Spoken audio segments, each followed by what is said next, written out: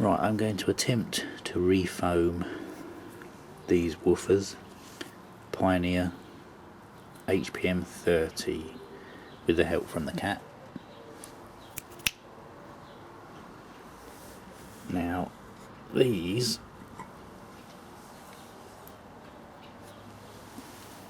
I can get it the right way around. It's part number 20742A and it's 1980. They're in quite good condition still. These cones are supposed to be the same colour as the supertweeters, which is a horrible green. Now originally they were the same colour, but the previous owner had splashed paint all over these, so I've repainted the cones so they're the same colour. And that green was from B&Q, believe it or not. It should match. I'm obviously not going to get much help from you.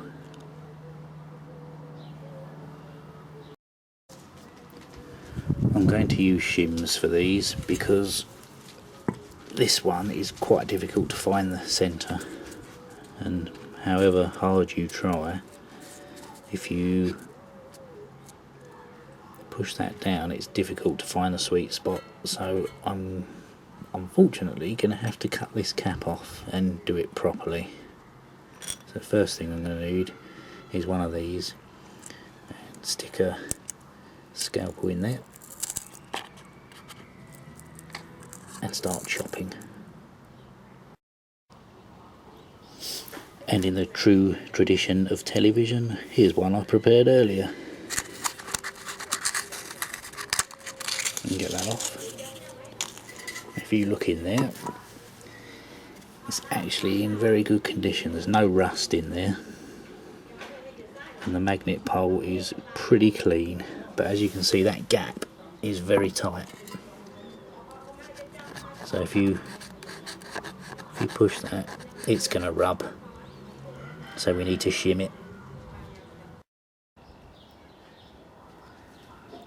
The first thing I'm going to do is mark a line round there, just so that you can see the natural resting position of the cone.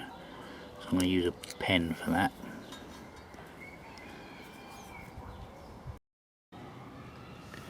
Right, there's the line that I've drawn on the coil former,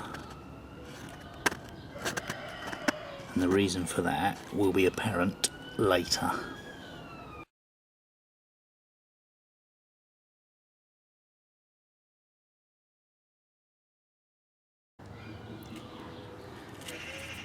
Now I've got no idea how big these shims need to be, so I've cut some paper. This is normal 80-gram copy paper, and I'm going to use this to fill this gap.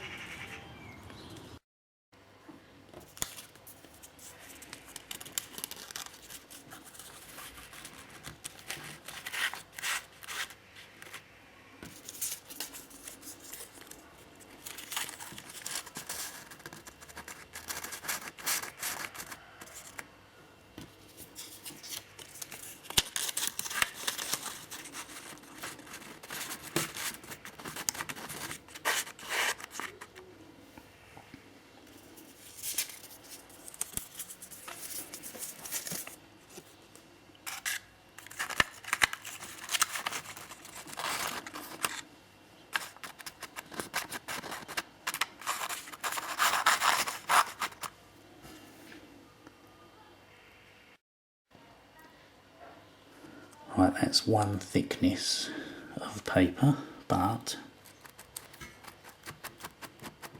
still got some movement, so we're going to put two pieces on each one.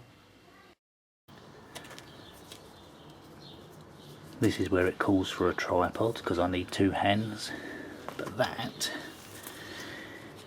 is still moving,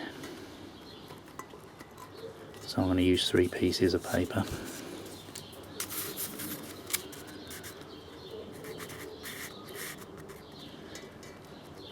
If it's too tight, you can always move the cone backwards and forwards to get the paper in there.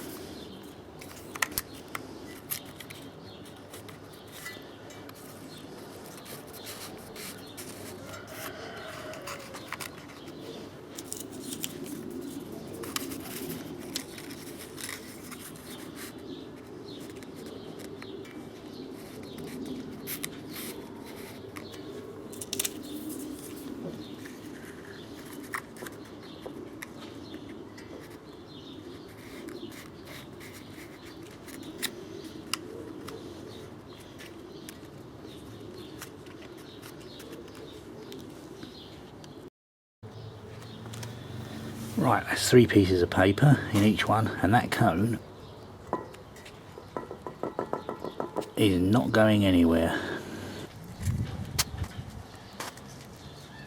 The reason we drew that line is to set it at the right height so that it's in its natural resting position when we stick the foam on. So it needs to be about there.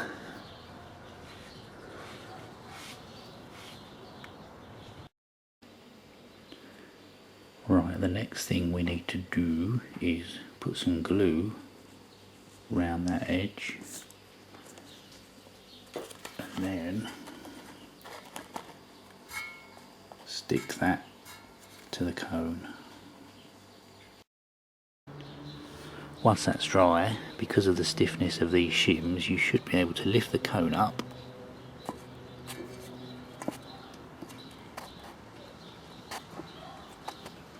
and it will stick. So it's above the line. And then you can get your glue under there. So you can glue the outside edge.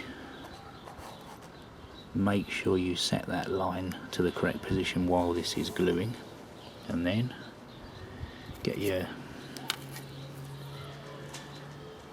gasket, glue that back in after an hour, put your trim back on, and then the last bit, once all that's done, is to glue the new dust cap on, which will look something like that.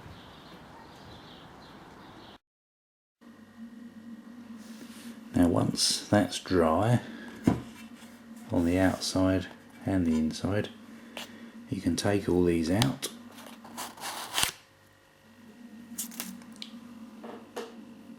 and it should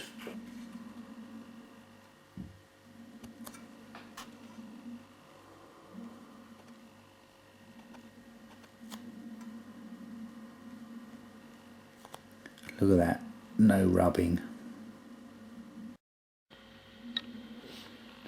Once that's all done, make sure there's nothing in there, no dust or any bits of anything, and then using the masking tape trick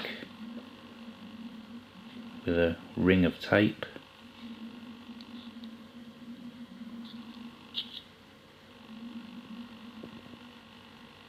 glue the dust cap on in the centre.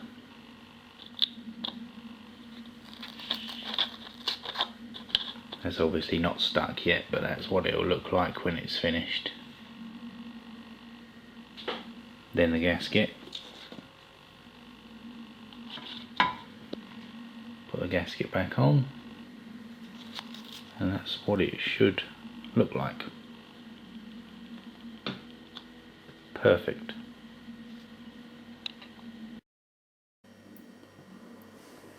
And there's the finished item, all in the correct colour.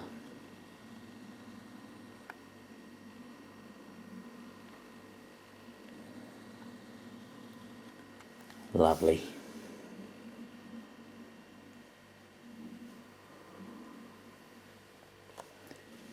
And no scratching.